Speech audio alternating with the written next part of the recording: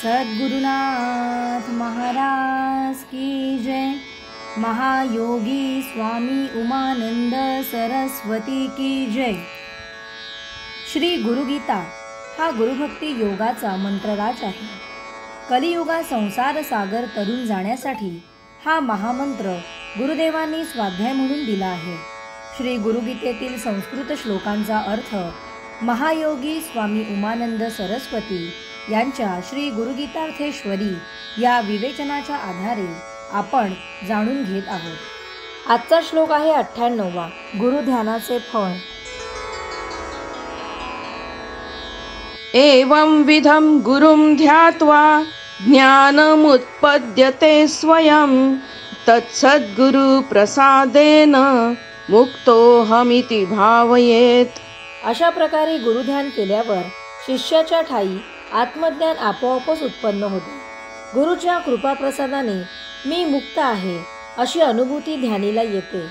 गुरुध्यानाने ज्ञान व ज्ञानानंतर साक्षात्कार, साक्षात्कारासाठी आत्मज्ञान हवेच। आत्मज्ञानाचा उपाय गुरुध्यान। गुरुध्यानाचे शास्त्र, तंत्र, मंत्र सर्व काही गुरुगीता वर्णिते। साधकास गुरुभक्ती योग साधण्यास श्री गुरुगीता सर्व प्रकारे सहाय्य देते। म्हणून गुरु आराधना, गुरुमूर्तीचे सगुण ध्यान सांगून झाल्यावर गुरु महतीद्वारा गुरुशिवाय गती नाही, उत्क्रांती नाही हे साधकाला निस्संदिग्धपणे मागील 2 श्लोकात प्रतिज्ञेवर सांगण्यात आले।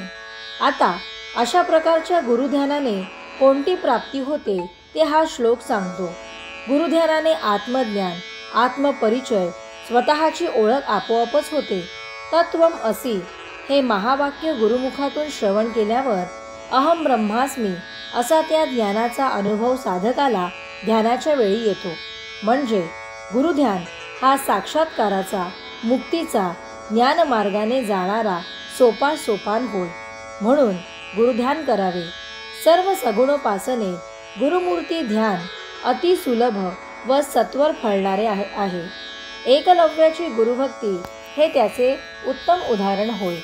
सद्गुरुनाथ महाराज की जय।